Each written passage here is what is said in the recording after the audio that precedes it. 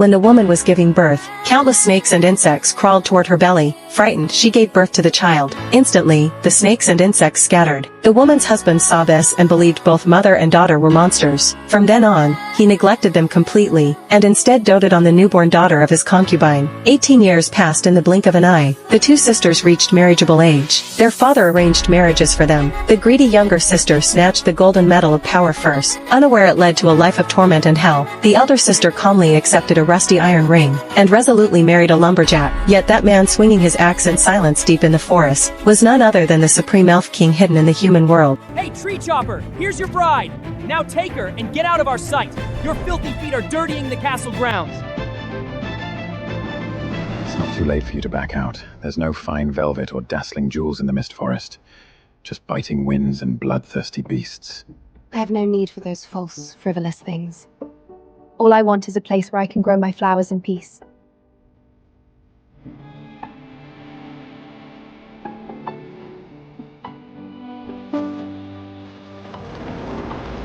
As the carriage entered the mist forest, the sunlight was instantly swallowed by towering trees. The air was thick with the damp scent of pine needles. This is the forbidden zone of the Sanarilla continent, the abyss of curses in the eyes of the nobles.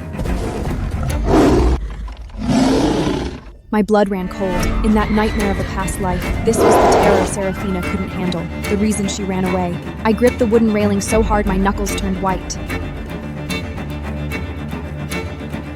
Then, the most shocking thing happened. Get lost. The vicious, demonized gray wolf acted like it had just seen an unspeakable terror. It let out a pitiful whiner, tucked its tail, and bolted back into the dense fog, not even daring to look back. What did you just do? Why was it so terrified of you? Just an old ranger's trick to scare off beasts. When dealing with animals in the woods, you just have to be fiercer than they are. Hold on tight, we've still got a ways to go. A beast-repelling trick? My racing heart finally calmed down. Elves and magic have long been nothing but myths on this continent. How could he possibly be connected to them? He's just an experienced, working-class lumberjack. But to me, having a husband who knows the rules of survival is more reassuring than anything else. This was Alistair's home. It was shabbier than the stables at the Marquis estate. But breathing in the crisp air here, I felt a freedom I'd never known before. It's a dump. There isn't even a soft bed. I accepted your ring, which means this is my home now. Like I said, I'm not afraid of hard work. I want to till the soil here and plant flowers everywhere. Alistair watched me bustling around in silence. A subtle trace of emotion flickered across his cold, frosty face. He didn't know that after suffering through hell, I cherish this peaceful patch of dirt more than anyone. As long as I have my freedom, I'd gladly embrace a life of poverty. I took off my cumbersome outer robe, left only in a thin linen undergarment. Grabbing a ragged cloth, I stepped onto an abandoned oak wine barrel in the corner, trying to clean the dusty antlers hanging on the beam. I think we need to make this place look a little less like a troll's lair first. Get down, that barrel is rotten.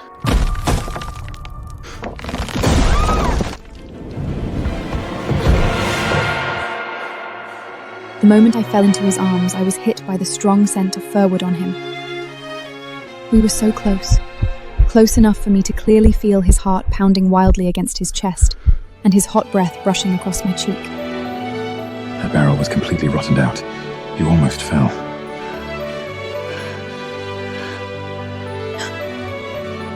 Thank you. I wasn't paying attention. The heat of his palm still felt branded on my waist. The once freezing air suddenly felt strangely thick. He turned away to clean the fireplace, using silence to hide his clumsy awkwardness. And as I watched his broad, towering back, my wildly racing heart finally began to settle. While I was trading the labor of my own hands for peace in the mist forest, an extravagant wedding was being prepared back at the castle. This dress alone is worth enough to buy the entire mist forest. Seraphina, I will make you the most dazzling woman on the Sanarilla continent. Of course, my lord. This is the destiny that belongs to me. Seeing Seraphina so completely consumed by vanity, all I felt was profound pity. She thought she was climbing the steps to ultimate power, blissfully unaware that the Marquis's estate, envied by all, was nothing. My lord, your favoring my daughter brings supreme honor to our family. As for Elena, who has stained our name, I have already stripped her of the family surname and her inheritance rights. She is no longer under the protection of our crest. You did the right thing, father. Tomorrow, when the wedding procession arrives, I want everyone in the family to see that. Elena's lowly lumberjack of a husband isn't even fit to shine the Marquis's shoes. In Sane Roa, a soul bond is only truly forged when the parchment marriage contract is signed in the square of the Oath Temple, witnessed by a priest. But I knew that tomorrow, that solemn temple would just be a stage for Serafina, those arrogant nobles, to humiliate us.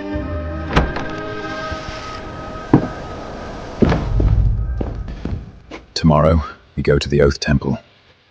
Alistair, the Marquis's wedding procession will be outrageously extravagant. Serafina and my father will definitely use it to humiliate you. We don't need their so-called witness. Just being here with you is more than enough for me.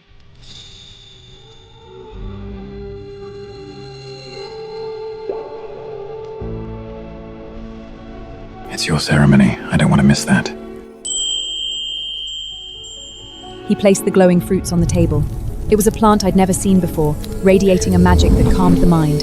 My breathing slowed, and the tension in my shoulders melted away. Looking at his broad, mightless shoulder, I already felt that long he is with me, I could face entire world the mocking without an ounce of fear. In the square of the Oath Temple, the massive sacred fire braziers were blazing. In my nightmare of a past life, this was the beginning of my suffering. But in this life, it was Serafina's carnival, where she thought she had reached the pinnacle of power. My God! Is this the grandeur of a marquise with boundless wealth? It's lavish! Even the horseshoes are solid silver. Look over there! Elena, the one kicked out of the family, her dirt poor husband actually showed up. The surrounding nobles glared at us with extreme contempt, like they were looking at a filthy rat that had wandered into a crystal palace. Serafina, weighed down by that diamond-crusted dress, strutted arrogantly toward me on the Marquis's arm. Good heavens, Elena! You reek of rotting wood on the sacred day we present our marriage scrolls to the gods. I'm going to faint from the stench. You bottom-feeding peasant from the Mist Forest. The crimson carpet of the temple's main altar isn't meant for people with mud on their boots. Wait until we've signed under the priest's witness, then you can crawl in and sign your cheap little contract. I don't want my souls get stained by you. The Marquis's clueless guests were too busy laughing to sense the danger. But somehow, the pure white steeds pulling the golden carriage went weak at the knees. They all collapsed to the ground in unison, nearly flipping the carriage over. The horse is going mad! My lord, no matter how magnificent your carpet is, it can't mask the rot festering deep inside someone's soul. Alistair, let's go home.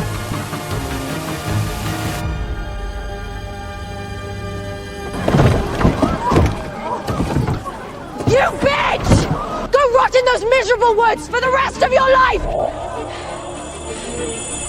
Our carriage slowly rolled away from the noisy castle. Watching Serafina smugly climb back into her righted golden carriage, I felt nothing but deep pity. Her own personal hell had only just begun. On our wedding night, fate finally responded.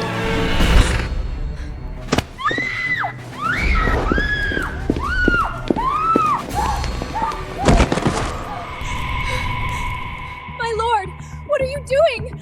I'm your bride! Bride, your family took my blood money. Now, every scream you let out and every drop of blood you shed will be used to entertain me. The Marquis was an absolute sadist. That's exactly why he had such a vile reputation. Serafina was finally getting a taste of the excruciating pain I suffered in my past life. The price of that gold was endless torture. And meanwhile, I was sitting peacefully in a drafty cabin in the Mist Forest. Open it. There are no vaults in the Mist Forest. This ring wasn't adorned with any gemstones, but to me, it was more precious than all the jewels in the world. It's woven from a resilient vine only found in the deepest part of the Mist Forest. As long as you wear it, I will protect you forever. It's the only token of my vow I can give you. In those twisted memories, the Marquis imprisoned me with heavy gold chains, but in this life, this seemingly rugged lumberjack gave me his ultimate protection with the simplest of vines. I smiled and slipped the ring onto my finger. It was a perfect fit. Thank you, Alistair. This is the most precious gift I've ever received. The days in the Mist Forest were peaceful and fulfilling. I started tillering the land around the cabin and planted flower seeds I bought from the market. Alistair would leave early and return late every day. He told me he was heading deep into the forest to chop the toughest hemlock to trade for our winter provisions. But gradually,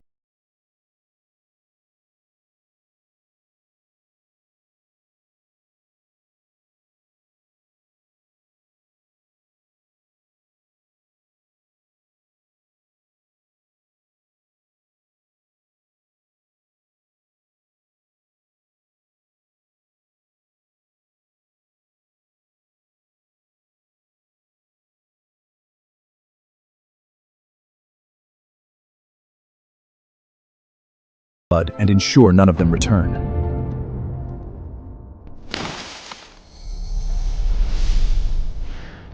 Who's there?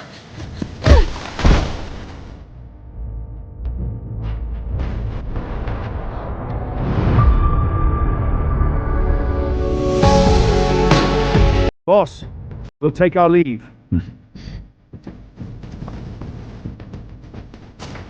The air in the forest seemed to freeze. Staring into his fathomless emerald eyes, I was so tense my breath caught in my throat. Elena, did you see all that? Aliston, that green light from your fingertips, and those two men. Before I could even finish, a 10-foot-tall shadow wren bear burst from the dense fog, jaws wide open, lunging straight at me. In the nick of time, Alistair shot forward like a bolt of black lightning, shielding me firmly behind him. Easy now. Then, the impossible happened. Stand down. At his whisper, the bloodthirsty frenzy in the giant bear's eyes miraculously vanished. It actually didn't attack us? You didn't kill it? I grew up in these woods. It's just an old ranger's trick to ward off beasts. They know the whistle well.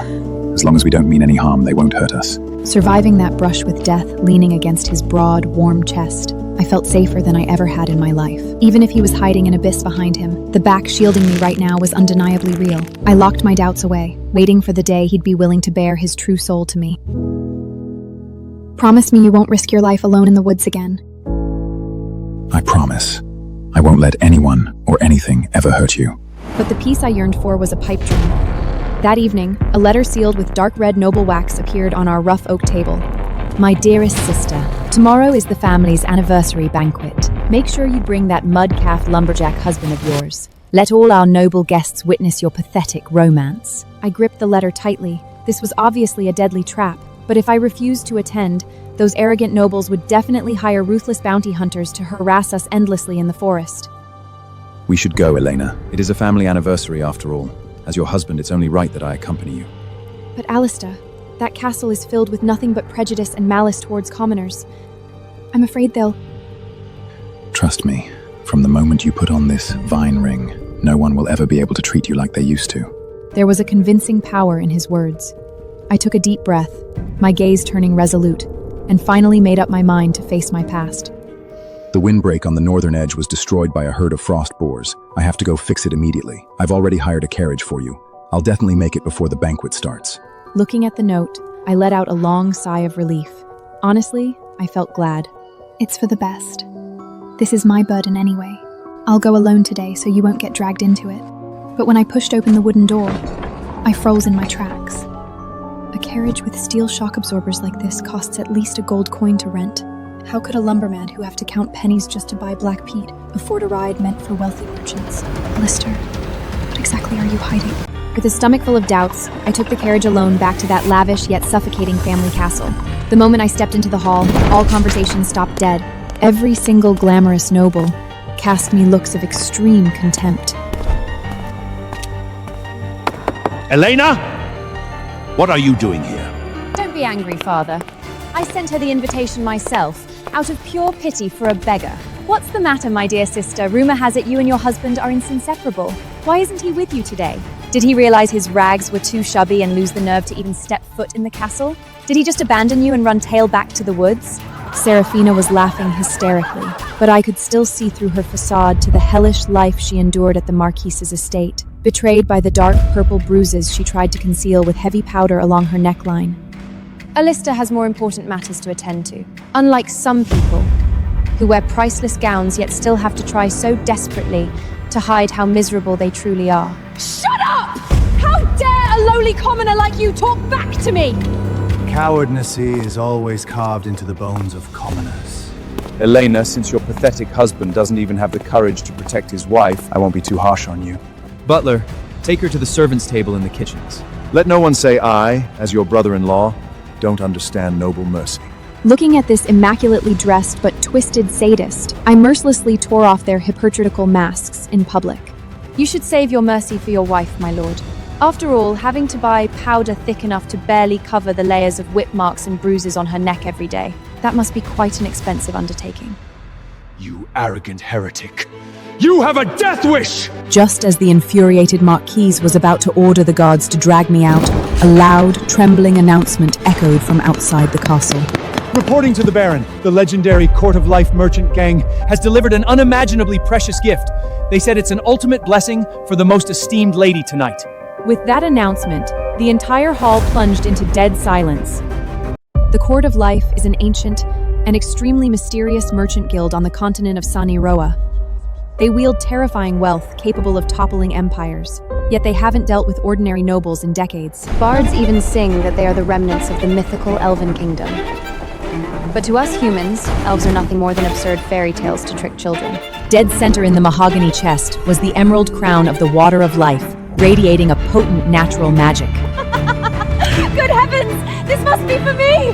The Marquise must have spent a fortune in secret to prepare this surprise for me. Who else on this entire continent deserves to be called the most esteemed lady but me? Shamelessly, Serafina snatched up the crown and placed it right on her own head. My wonderful daughter! To think you even caught the attention of the Court of Life!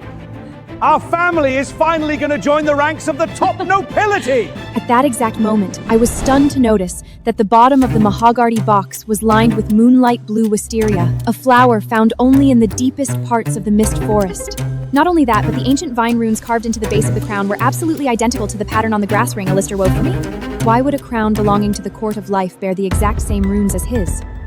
My heart was full of shock and confusion, but I was certain of one thing. A sacred relic like this was way beyond the reach of a money-grabbing man like the Marquise. By falsely claiming this monumental gift, Serafina was essentially placing her own head on the guillotine. Serafina, forcing something onto your head that doesn't belong to you is only going to invite disaster. Are you jealous, you bitch? You don't even have the right to look at this crown in your lifetime! Father, throw her out! To monopolize the gift that shocked the continent, and to trample me underfoot completely. My Baron father launched the most vicious verbal attack against me. Elena, there's no need for you to ever attend another family banquet. You are an absolute disgrace to this family's name. Take your pathetic commoner manners and get out of my castle immediately. From this day forth, I officially strip you of your family surname. In front of all the nobles, he maliciously stripped me of my surname, reducing me to a rootless vagrant. But in their eyes, even that wasn't enough. Serafina was tortured endlessly at the Marquise estate and received no love from her husband whatsoever. When she saw the token Alarady had woven for me in my hand, a sick jealousy instantly twisted her sanity. Hold on. What's that circle of broken grass in your hand? A token from your dirt-poor husband? How dare a lowly commoner like you possess something like this? The more you cherish it, the more disgusted I get. Guards, rip that trash off her! My endurance didn't make these people stop. It only made them worse. She just couldn't stand seeing me have anything good and wanted to destroy my only solace. This is a vow token from my husband. It belongs to me, and no one is taking it from me. Why waste breath on this ignorant wretch? Just snatch it from her.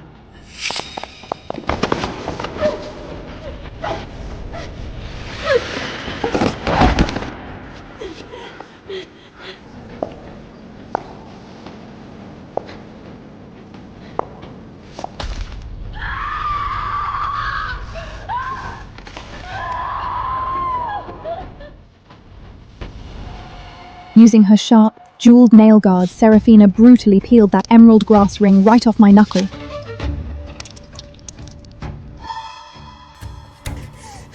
Give it Seraphina, you despicable thief! The surrounding nobles let out waves of mocking sneers, as if watching an entertaining farm.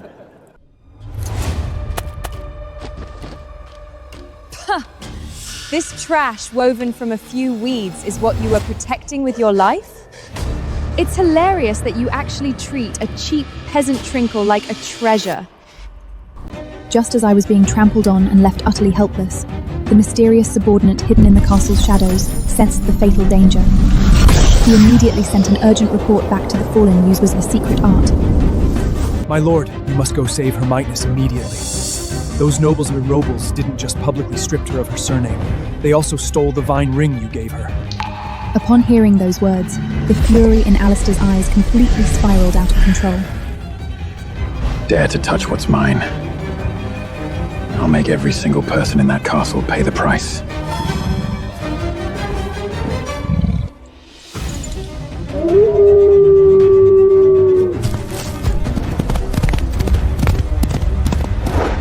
Seeing me sprawled on the ground, desperately trying to snatch back the ring, a twisted excitement flashed in Seraphina's eyes. It seemed she'd just thought of a brilliant new way to torture me. My dear sister, looking at you in such a pathetic state, you really want this broken ring back, don't you? How about we play a little game?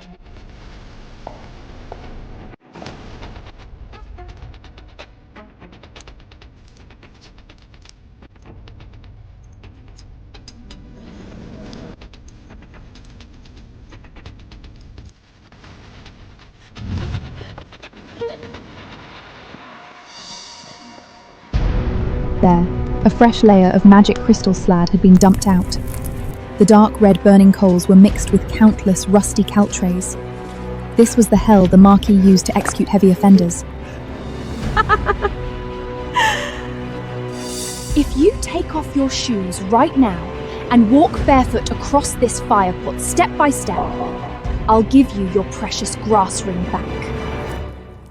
Faced with this lethal torment, the nobles lining the path showed no mercy.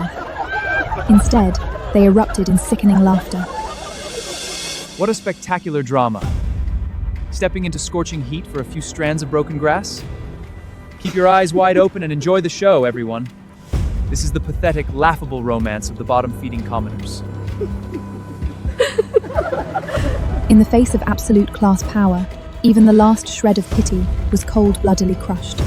Every onwooer was just waiting for me to break down and beg for mercy on my knees. They didn't understand at all. That grass ring was the only shelter my husband gave me in the cold night. For him, even if I had to walk through the hellfire and abyss of purgatory, I would never back down. The horrifying sound of flesh instantly searing against the intense heat echoed simultaneously with iron spikes piercing my soles. The moment my blood flowed, the coals evaporated it into a gruesome red mist. The agonizing pain felt like thousands of red-hot steel needles piercing my bone marrow all at once. But I clenched my jaw tight and forced myself to take the first step. I lost my balance, falling heavily forward into the dark red slag. Out of instinct, I braced myself with my hands, my knees slamming down hard. Still pretending to be noble? Bow down! Admit that choosing that piece of trash was a complete joke, and beg me for mercy out loud! The blazing fire tore at every inch of my sanity, but all that filled my mind was Alistair's deep, fathomless eyes. I stubbornly pulled myself back up, dragging my nearly numb legs, leaving a bloody footprint with every step until I reached the end of the path. Taking the arduous final step, I collapsed heavily at the feet of Seraphina's expensive leather shoes. I'm done walking. Give it to me. She looked down at me from above, an extreme, twisted, and sadistic pleasure flashing in her eyes.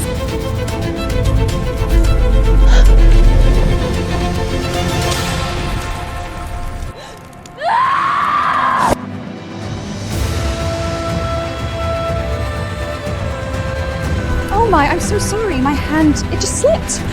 Smiling, right in front of my face, she intentionally uncurled her fingers. In that moment, my heart was reduced to ashes right alongside that ring. The light in my eyes completely died, replaced by a glaring, blinding rage. Is this the pretty face your husband is so fond of? I'm going to destroy it. I'm going to make your penniless husband look at your hideous face and be disgusted for the rest of his life. Extreme humiliation and pain washed over me. Just in the life or death split second before that red-hot branding iron ruined my face.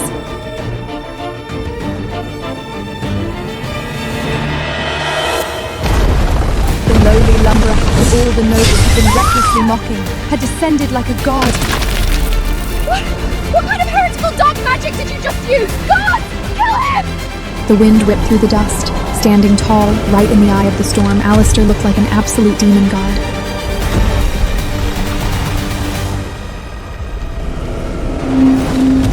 Just a terrifying aura that crushed everything in its path was enough to make all the high and mighty nobles go weak at the knees. I'm late. The entire castle instantly bow in submission. Who gave you the nerve?